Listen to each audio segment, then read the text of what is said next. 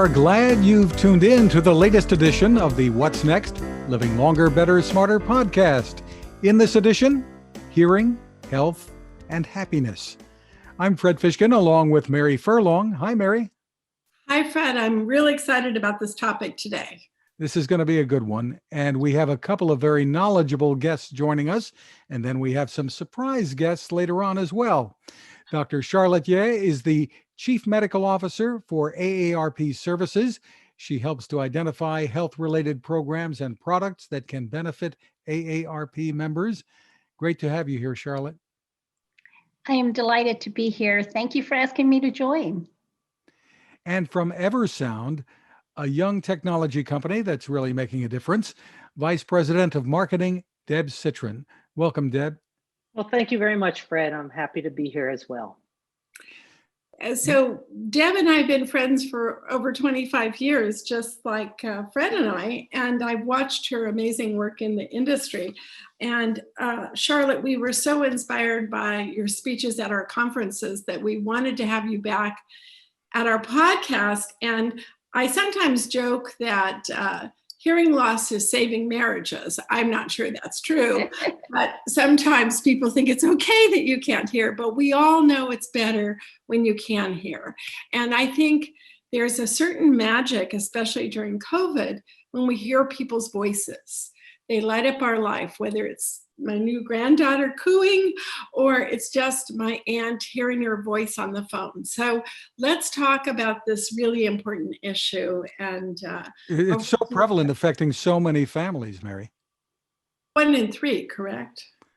Yeah, well, according to the Mayo Clinic, about a third of people between 65 and 75 in the U.S. have some degree of hearing loss. That percentage reaches 50% for those over 75. So let's turn first to Charlotte. Those figures make hearing a really, really big concern for the AARP. Absolutely. Hearing is one of the most common disabilities that happen, as we age. In fact, if we took all of those numbers cumulatively, it's about 40% of people 60 and older. And if you're 70 and older, about 2/3 actually have clinically significant hearing loss. And I'm sure all of your listeners and viewers are going to say, oh, well, it's just hearing loss. That's inevitable. You get that with aging, and why should we care about it? Well, it turns out that hearing is so important to your life. It connects you to other people. It keeps you communicating. In fact, Helen Keller said that blindness separates people from things, but hearing loss separates people from people. So in this day and age, we've all learned how important social connection and loneliness can be to impact your health. And specifically for hearing loss, how many of you know that hearing loss, uncorrected hearing loss, over a 10-year period gives you a 52% higher risk of dementia, 41% higher risk of depression, 29% higher risk of falls.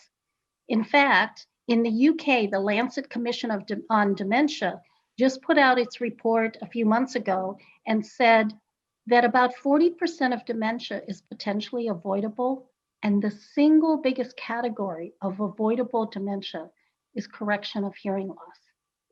That hearing that you hear is not only good for you to connect with other people, but it's really important to your brain health. It's part of speech and speech comprehension. So I cannot tell you enough how important hearing is. In fact, I can tell you a story about my dad. My dad is now 92 years old, and he is like every other older person right? He was gradually getting his hearing, losing his hearing for 10 years. We most people wait 7 to 10 years before they even think about hearing it. So for 10 years, my dad was losing his hearing, and we kept saying, Dad, you're missing the conversation. And then he was looking sort of disconnected from the family. He'd go to parties, he'd be sitting out by himself. And finally, my mother got locked out of the house, forgot her key, and stood out there for 30 minutes because my dad didn't hear the doorbell. So finally, he got his hearing aid. Now, I will tell you, a couple of months later, we had a family reunion. I go down, he's sitting at the breakfast table with all of the friends and family around, and he is regaling them with stories. He is cheering on. My mother's punching him in the arm and saying, "You talk too much." And my dad gets up from the table and he has this big stride, purposeful stride, no longer the shuffling, looking like he was going to fall over. And I'm thinking, I'm a doctor. I thought he had dementia. And all it was is he couldn't hear. So if there's one thing to take away, hearing matters. Get your hearing tested. Any thoughts about why people wait so long? You said 7 to 10 years. Is it the stigma or or perception that, boy, I don't want to be seen with a hearing aid, that kind of thing? Yeah, so part of it is obviously, and believe it or not, Medicare currently does not cover hearing aids. And that's because when Medicare was first established in 1965, they said hearing loss is inevitable aging. We now know that's not necessarily true, but since it's inevitable, we only cover things that are illness or injury related, so it was never covered. And so we started this whole trend that, oh, if you lose your hearing, you're a joke, you're a meme. People laugh about you, it means you're old. And we've done many a focus group and people say, I know I'm losing my hearing, but if I get a hearing aid, I'm no longer older, but old. And I like to say, you are old without a hearing aid, but with one, you can stay connected, keep your brain healthy and happy. In fact, AARP actually did a survey, looking and inquiring for just that reason about stigma. And even though it's old data, it's about, back in 2011, but at that time, more people over 50 reported getting a colonoscopy than getting their hearing tested. Wow. Wow. Yeah. And by the way, it's not just affecting the older anymore, because nowadays with loud sounds, music, everyone has their, phones turned up. The old days when you were at concerts, we're streaming, we got things in our ears, it's gotten so loud that in fact, we know right now that about 31% of millennials and about 37% of Gen Ys are already saying, I am having difficulty hearing in noisy environments, which is oftentimes one of the first signs. So my feeling is catch it early, test early, because you want to keep your brain functioning. You want to live better, longer, happier, just as your podcast is all about. And also, Charlotte, you can get a free hearing test through AARP, correct? Right. So AARP has a wonderful resource. It's on aarp.org. It's the Hearing Resource Center. So you can find it at aarp.org/hearing center. But what's nice is you can get a free hearing test if you're an AARP member that you can test right off your computer or right off your phone. So you ought to do it, get screened, and then do something about it early. I was going to say it's important advice for seniors and their caregivers, correct? So you might be wondering what you could do for your parent. This is something you can recommend to them. Yeah, in fact, there are studies there, looking at caregivers. So if you're caring for an older adult or, someone is caring for you, the most significant pressure on the caregiver is actually needing to go to appointments because you are their communicator. Mm-hmm. And this becomes more important than ever. And we can talk later about opportunities for where technology can go. But in this day and age where we're doing virtual health and telehealth, where we can't be close together, you absolutely want to make sure that we've corrected for sound because you're not there in the office, where you can, get closer. And speaking of which, under COVID, with all the social distancing and wearing masks, you can't read lips, right? It's amazing how important expression is for the hearing impaired to be able to read lips. So something really simple, I brought a few examples. This is a mask with a clear face, so you can actually see, expressions and sounds. There are other masks that just have a little clear space with the mouth.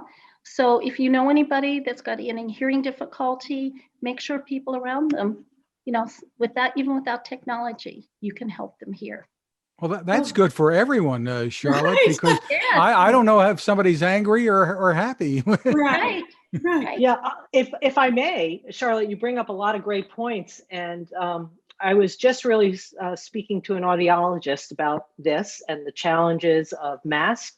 And there was an interesting study that was done by the University of Illinois that tested the impact of different types of masks on hearing. And one of the things they said about the clear masks is, yes, it helps with lip reading, but in fact, it's a really bad sound barrier. So it actually impacts sound, but if you can wear some form of microphone amplification as the speaker, it actually helps. And now a lot of the hearing aids that are out in the market allow for the person that isn't the hearing aid wearer to wear a device so that their voice can be magnified or amplified. So there are all kinds of tricks to use in these times. The other thing I just wanted to point out is when we were talking about the reasons why people don't get hearing aids, there are really three things that are often mentioned: the affordability, accessibility, and we talked about stigma. The interesting thing is when you take the affordability piece out, like they've done in many countries outside the US, it doesn't change the uptake of getting hearing aids. So we're right back to the stigma and potentially accessibility, meaning who do you go to get fitted for the hearing aids in whichever markets that you live in. So hearing loss has been proven, as we talked about, to really impact and have a link to cognitive decline. And oftentimes, when in our business, we work within assisted living, memory care, and skilled nursing, we often find that residents are identified as having a cognitive issue, when in fact, once they put on the EverSound headphones that we'll talk about in a second, what they realized, it was always a hearing issue. So absolutely spot on that way. Well, now we really do want to know, what does EverSound do? What do you bring to this? Yeah, so EverSound is really about bringing sound to those that have hearing impairment and focus issues. And we focus on bringing our wireless headphones. It's called a listening system to assisted living, memory care, independent living, and skilled communities, so the senior living industry, and allowing residents to put on these simple headphones, all wireless, and have either the voice of, let's say, an activity director stream through to the headphones in small group programming, one-on-one sessions with, let's say, a physical therapist or an occupational therapist. And most recently, as we've been talking about the pandemic and the impact of masks, we all know that so many of these facilities, most facilities, had to close their doors to visitors, right? And in doing that, the older adults became more isolated, their cognition went down. So we pulled together a solution that allows for families to visit with their loved one, physically distanced either by distance and mask or through glass windows or doors. And we set up the headphones with a two-way communication that makes it really simple for both the family and the seniors to reconnect. And I can't tell you the number of pictures and videos we've gotten when families are saying, thank you, thank you, thank you. It doesn't take the place of the hugs and kisses that we all want to get back to. We know that, but bridging that distance and bringing clear two-way communication to those seniors, as well as giving them a way to continue to have physically distanced activities within their communities, such as hallway bingo with EverSound headphones, or a meditation session or an exercise section, is all doable with the EverSound sound system. And is this in lieu of hearing aids being used, or something apart from it? Great question, Fred. It can be used with hearing aids if the resident has it, but guess what? Of the 5 residents that need hearing aids, how many of them are wearing hearing aids? 1. Yeah. Okay, so 80% of those that could benefit from a hearing aid are either have them, but they're back in their drawer because they don't want to have to deal with the battery changes, can't figure out how to charge them. The dexterity issue of putting these in kind of goes down with time. So the EverSound headphone systems can work with hearing aids, but most importantly, without those, with people who have not had treated hearing loss. Yeah, Deb, you're absolutely right. We know, I mean, we gave you the numbers of how prevalent hearing loss is. Only about 20 to 30% of people who could use hearing aids actually ever get them. You know, for all the reasons you said, you know, it's affordability, accessibility, but stigma is a huge, huge piece of that. So I am glad that you're making it available, making it easier for people to communicate. And, you know, and on top of that, for, you know, for your listeners or people watching the podcast, hopefully with the headphones or hearing aids or your EverSource, for those individuals to also not forget about captioning or automated Yes. voice recognition. These systems are getting better than ever. In fact, you can now, I mean, you can, and you've always been able to on your phone, to get, if you've got hearing impairment, you can get free captioning or automated voice recognition systems on your phone, your smartphone, on your regular landline phone through the FCC. We all have been paying a few cents on our cellular phone bill. That money goes to free captioning services for the hearing impaired. What a shame if you don't take advantage, so you can both hear and see. And these days, even for my dad, we use Otter or we use Google Transcribe. There, we have a number of different caption apps that my dad can now use to follow conversation. You know, if he, even with his hearing aids, it helps. So Fred, I have a story to share and also a question to ask. So on the story, I was once, you know, the founder of SeniorNet, and I was on a campus where they were going to, a group of seniors were going to put in a senior center. And so they went to the university, and the university said, well, it would take years to fund that kind of center, a lifelong learning center. And so the next month they raised the $50,000 and they brought the check to the president of the university and said, now can we break ground on our center? One of the first things they did in the center, which was a small auditorium in Long Beach, they put like a theater, they had headphones on every single chair. So when we co-create with older adults, they know to do that. So that's kind of my story. And then my question is, I see, Deb, you have on earbuds, and I see a lot of people wearing those. But there's no stigma attached to earbuds, right? But there is the stigma attached to hearing aids. Why is that? Should they look like earrings, Charlotte? I wonder.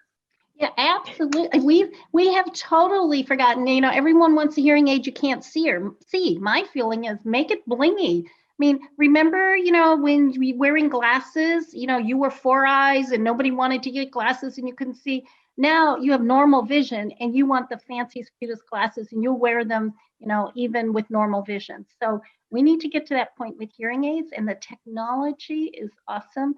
There's even one manufacturer now that you can translate in real time 27 languages by wearing the hearing aid.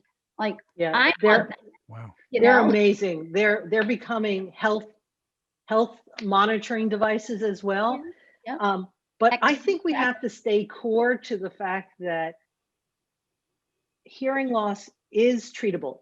You can't change it in terms of change the progression, but you can change the quality of the life of the individual who's dealing with hearing impairment. And I want to come back to this one topic of how important hearing is. We talked about, I think, Mary, you talked about visits to doctors, or maybe Charlotte, you talked about this, and that an adult child needs to go to translate. You know what that does to that older adult? They lose their sense of competence and purpose. And treating hearing allows them to feel more independent and competent, which really improves their overall sense of well-being and satisfaction with life. So the more that we allow them to have kind of that companion, when we can actually treat or support their hearing impairment so that they can guide the conversation with, let's say, a physician, And we've actually seen this happening through virtual visits now. During COVID, they're standing in front of their laptops. They have headphones on. And guess what? Who can they hear for the first time in years? Their physician. Yeah. And they're able to make decisions and understand what's being told to them because they're using an aided device. It just happens to be standard headphones. That's great, but it's making a difference. Yeah. You know- So, I mean, Fred, I've got this wonderful picture of my dad. So remember I told you that we all thought he had dementia, exactly the story you were saying. And, you know, I'm a physician. You would think I would be able to diagnose dementia. And I really thought, oh, my dad is really losing it, you know, and, you know, this is really sad. And, you know, we're going to have to start thinking about memory care, you know, and he got his hearing. And this is him now at 92. On the left, a year ago, he went to my nephew, his grandson's wedding. And this is him dancing with his granddaughter, right? And before this, he couldn't walk, had a shuffling walk and couldn't do this. Because of this, he got engaged, back enjoying life. My mother got very sick. My dad started saying, well, gee, she can't, you know, when she goes, I won't have anyone to communicate to when I go to the doctor, so I better get stronger. He started exercising for the first time. And there he is with his lifting weights. And this last picture really came about because, and I said, you know, the dependency on others and the independence he now has. So they went to the wedding. That's my dad, as you saw, dancing at the wedding. The very next day, my mother and he flew back from Milwaukee to Pittsburgh, where they live by themselves. The planes were delayed, as they often are. My mother said, oh, I don't need to eat or drink anything because I'll be home soon. So she got dehydrated. So the plane landed. She stands up, promptly passes out. Emergency vehicles, everything. My dad tries to call me on an old phone and he can't hear.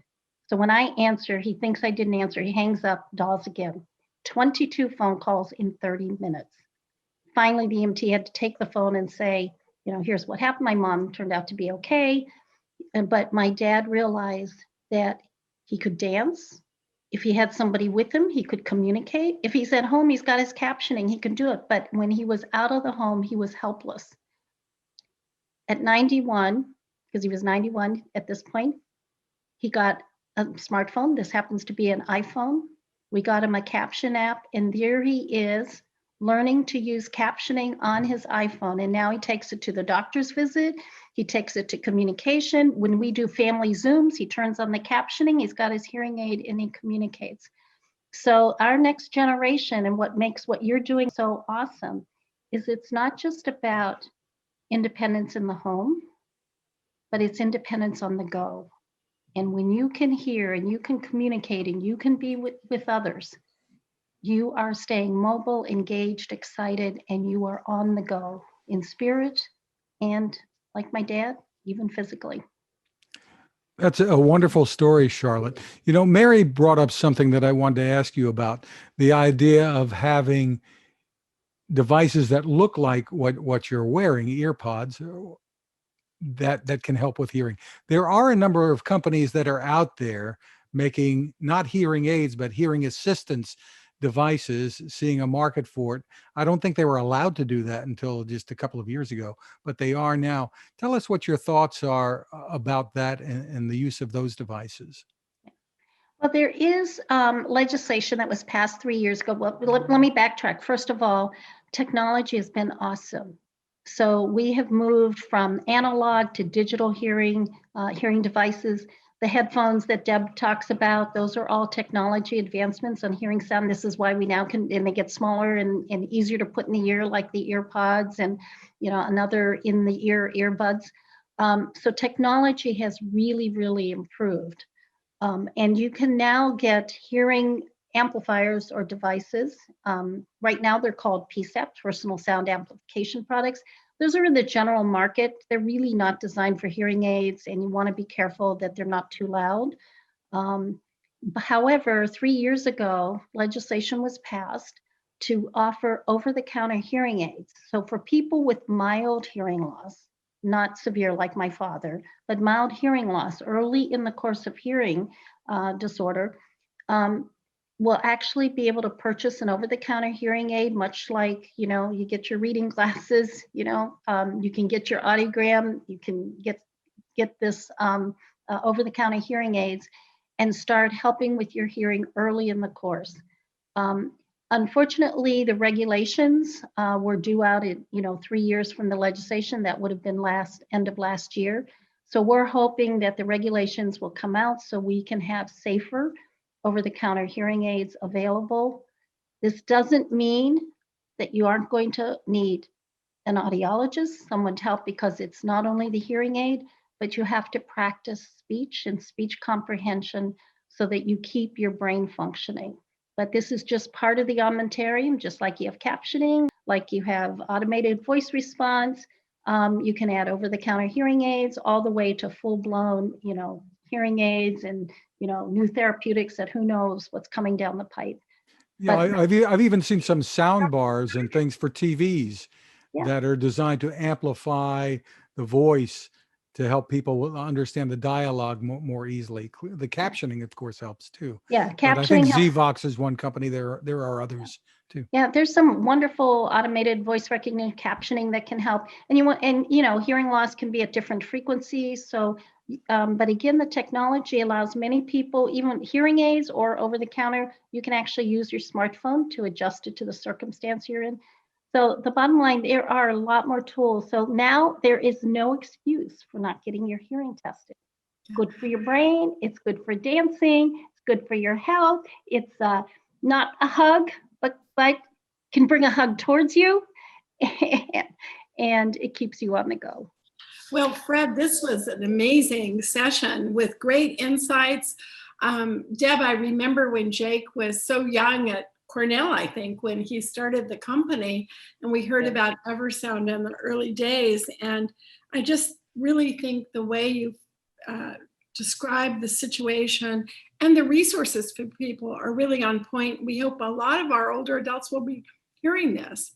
Yeah, we hope that as older adults, as they consider moving out of their independent homes and maybe considering senior living properties, that they ask for EverSound Yes. when they go through that tour, especially if they have some hearing impairment. The family members can do the same, because there are solutions out there, be it EverSound or some others. You should advocate for yourself so that you can have that full experience that senior living community can bring to you, versus living life with muffled sounds. So I feel honored that I'm here with three of you. It's been great, Mary, kind of being on something with you after 20 plus years. So thank you for inviting EverSound and myself to participate. It's been great. We started this kind of as a conversation among friends around news that you can use. But what I appreciate is the depth of your thinking about these issues. And I love that photo of your father dancing. I love how easy it is to make these changes, especially in time of COVID. And, we're all battling social isolation. So the ways in which you're finding these connections, and through our resource center, you're going to get access to find out where the masks are. We'll have to put them in our store to find out about the how to get your hearing test at AARP. So there's a lot of depth to this conversation. So over to you, Fred, to thank everyone. Well, thank you so much, Charlotte and Deb, for sharing your time and this great information. And we also want to mention the AARP has a wonderful public service announcement on hearing. Dad. Mom. Grandpa. Honey. Abuela. Girlfriend. There's something I want you to hear. You're an important part of my life. Important. I value your advice. Experience. Knowledge. Our friendship. Our life together. I like your funny stories. And I want you to take steps now.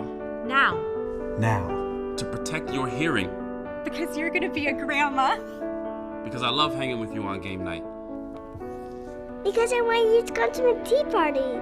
Because girls' nights are a must. Because I want you to be safe when you're driving. Because only you can teach me how to make your delicious recetas. Because I want to tell you a secret. Because I want to hear more about how you earned this.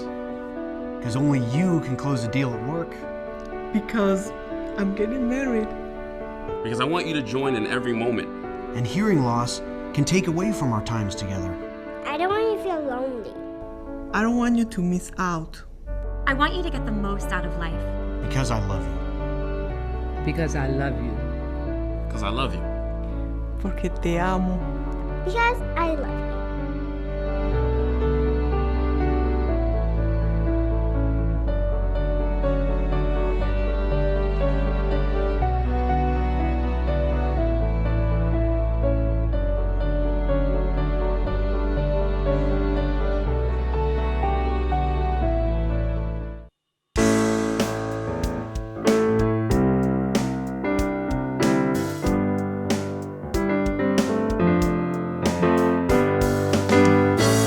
Well, Mary, I've certainly learned a lot from Charlotte and Deb. Hearing loss affects so many people in so many ways, and it isn't just a problem for older adults. We have two more special guests joining us from Colorado, 11-year-old Ally Tumblin and her mom, Melissa Tumblin. Welcome, Ally and Melissa. Hello. And from what I see there, Ally, we're not alone. Who do you have there with you? Cat Chai. Your cat Chai. Lovely. Well, welcome, Chai. You have a very inspiring story to tell that's resulted in a bill now before Congress, introduced by Congressman Joe Neguse, that bears the name Ally's Act, H.R. 477. Melissa, describe for us what this bill would do. Yeah, so this bill, known as Ally's Act, the House number is 477. We also have the bill running through Senate, and that Senate number is 41. What this bill would do is it would ensure that private insurance companies cover specialized devices known as osteo-integrated hearing devices. And these include bone-anchored hearing aids and cochlear implants. And they're often very costly. They're often not covered. They're denied by a lot of private insurance providers. And so it would cover the cost of the devices themselves, would cover accessories. It would provide an upgrade every 5 years. It would also cover one ENT appointment per year, one audiology appointment per year for the fitting and programming of the device. And also it would cover the surgery if you're interested in having these implanted, especially for cochlear implant users. And it would also cover the post-operative care appointments as well, and provide oral therapies, including, say, speech therapy, ASL, or cued speech. And this all came from a letter, I understand, that Ally wrote to your congressman. Tell us about that. Ally, can you tell us about your letter? Mm-hmm. Well, I had a school project where we got to choose from a list of ways we could help give back to the community. I chose to write to a lawmaker about my hearing loss in my Baja because not everyone who needs one can get one. So I wrote to Congressman Neguse asking for help to hear better. That's quite a story. Were you surprised when you got a reaction? Yes. How did it feel? I'll show you real quick, just so you can see, but here's the letter we got back from Congressman Neguse after Ally wrote. And here is Ally writing her letter. Wow. Yeah, I'm assuming you got a good grade on that project, right? Right, Al. Flying colors. Did it inspire you to want to go to Washington at some point? Oh, absolutely. Yeah. In fact, with my own organization, we've advocated before on Capitol Hill. So it's very exciting. Tell us about your organization. This really has been a long battle for you, not just a year or two. Yes, that's correct. So our organization that we run, Ear Community, I founded after Ally was born. And so our organization will be 11 years old this May. And unfortunately, as much as we've done to provide good in the community, this has been one of our battles. For the past decade, I have watched families and individuals continually be denied these hearing devices by their private insurance providers. And it's so disappointing. Babies, birth to age 3 or 5 is critical years of development. They're denied these devices when their speech and language and vocabulary skills are coming in. A lot of the state services that we have in place who do have private insurance coverage, not all of them cover these specific hearing devices. And they also stop at different ages. I always question, when someone is, say, 22 years old, do the insurers believe that once you turn 22, your hearing loss improves, gets better, or just goes away overnight? We need coverage throughout adulthood. And we also need it to be consistent because currently only 26 states provide some form of insurance coverage for hearing devices. So your nonprofit has touched the lives of a lot of people. In times of COVID, have you gone digital? Yes. What kinds of things have you done as a nonprofit? And I should mention that AARP, who's been on the podcast earlier today, has a request now for something called the Purpose Prize. So for $50,000, they'll give a grant to people who have a good project, and you might want to take a look at the Purpose Prize. Yes, I would actually love to learn more about that. So with Ear Community, we've helped thousands. We've helped thousands of people over the years, all over the world, that have microtia and oral atresia. And that's when you're physically born with an underdeveloped or missing outer ear. Sometimes both ears are missing. And along with that comes missing ear canals. So that results in hearing loss. And we've donated over 130 of these hearing devices to those in need and who have been denied by their insurance providers over the years. We award college scholarships, and we've hosted nearly 80 events all over the world, mainly in the US. But we've done a lot. We're even on a genetic grant research project with Harvard, Vanderbilt, and MIT, because most parents, when we have a child that's born with microtia and atresia, we'd like to know that, was it our fault? Is it hereditary? Did we do something during our pregnancy that maybe caused this? And also the statistics that are currently online are a bit out of date. So we're very excited. We just received our findings back. They're being analyzed, and we just have to wait for those to be published. And I will be sharing with the community those results very soon. So we've done a lot with our little nonprofit over the years. Well, we're all about shining a light on people and causes that matter. We do our own events, so we can always give you an exhibit at one of our events and showcase this important work that you're doing, because we know for older adults, hearing is a really big issue. So one of the biggest challenges right now in our country is homeschooling. So tell us how you're doing. Are you going to school online, Ally, or are you going? I'm doing it online. How is that for you? Kind of hard. Do the children behave in class? I've heard that this is a problem. Some of them don't behave. The kids in my class behave nicely. Oh, good. Oh, good. And yeah, for the most part, they're very good kids. It's just trying to keep their focus. Right. Green for hours. Right. That's definitely a challenge, huh, Ally? Unless it's a game, right? Right. So Fred, I hear that there's a game they play after school called Roblox. Have you heard of that game? And do you play games after school? Do you want to tell them which games? Well, I do play like a city game a lot on Roblox. Mm-hmm. Oh, you do? Yes. Bloxburg. Right. And Minecraft? Yeah. Uh-huh. That's terrific. And while this bill, Melissa, is focused on these implantable hearing devices, this is kind of a stepping stone. And I know when you spoke with Senator Elizabeth Warren, she was talking about the real need to have all hearing devices, hearing assistance devices covered, blanket covered, because it's really a hit or miss kind of thing now, right? Yes. Well, it's a human right to be given the opportunity to hear, and to be denied that is terrible. It's discriminatory, and it's not right. It's not okay.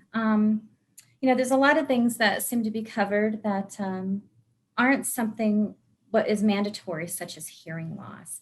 A lot of times, especially with these implantable devices, and yeah, all hearing devices should be covered. But with this bill, the implantable hearing devices, they differ in the way from traditional air conduction hearing aids is, again, their cost. And again, yes, they have to be implanted. But a lot of insurance providers like to try and say it's not real technology, they're cosmetic. Even when they're deemed medically necessary by the ENT or audiologist, a lot of the insurance providers will go back on that professional medical opinion and say, well, we don't see them being medically necessary. It's very frustrating. But these devices can cost anywhere between $5,000 and up to $12,000. And that's not even including the implantable surgery or any of those post-operative care appointments. And it's something that needs to be repeated, you were saying, every certain number of years? Yeah, so these devices, just like, cars or anything else, the components in them only last so long. So quite honestly, about every 5 years, these devices need to be replaced because they could stop working, but also newer technology continues to advance, keeps coming out. Well, I think you're going to have a lot of older adult advocates supporting your work, because 1 in 3, I think, have some hearing loss. So we're delighted to have you here. We're going to be sharing some resources about hearing, and I'm so inspired by your advocacy at such a young age. Hear that? Yeah. Say thank you. Thank you. So you have learned a lot by doing this, Ally. I assume that writing a letter can get some pretty big results, and we're hoping this gets through and is signed into law and everybody knows about Ally's Act. Yeah, we hope so too. We're really hopeful for this bill to pass. And, the more people that are aided, it actually helps with early onset dementia. It helps prevent that. There's so many reasons, in addition to giving people their lives back. A lot of people can wake up one day and their hearing loss is just gone, and it's not going to come back. And these devices, these osseointegrated devices, they're often the only ones that will help that type of hearing loss. So for more information on all of the work that you've been doing, Melissa, where can people go? So they can absolutely visit our organization's website, and that is earcommunity.org. So EAR community.org. And there's an Ally's Act menu tab that they can click on. We have any and all information related to this bill, who to write to, how to find out who you need to write to, the committees this bill has been assigned to. We even have boilerplate template letters on there. And we even have an easy email link that people can write a letter to, and it will be emailed directly to their local lawmakers based off of their address. And we actually just got word back. I would like to share this with you. We're very excited about this. I posted that special easy link that I'm talking about just last Monday on February 8th. And as of today, 3,280 emails have been sent by 1,093 people to 419 senators and Congress representatives asking for them to support and co-sponsor this bill.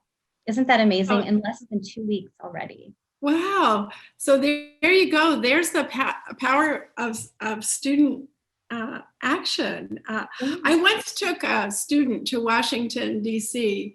when I was a young high school teacher, and she ended up working in the White House Office of Hispanic Affairs. And so you never know what you're cultivating at such a young age. So bouquets to all of you, and we hope that this passes and we can celebrate in December at the National Press Club when we're there. Thank you, and thanks for introducing us to your wonderful pets as well.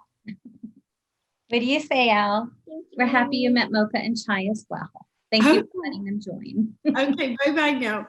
Mary, Ally's Act has been endorsed by many organizations and institutions, including Stanford, Weill Cornell, Johns Hopkins. The list really goes on and on. And for our listeners and viewers, there's more information at maryfurlong.com/podcast. We'll have links there. I think, Fred, a lot of people are writing cards and letters these days. I've been tuning into that. And maybe once people hear this, they will write a letter too. And what inspiring work, for children who are being homeschooled on Zoom and taking such action that will help so many, right? Absolutely. Great lesson for kids and grown-ups too. So we thank you for listening or watching. Remember to subscribe and please stay safe.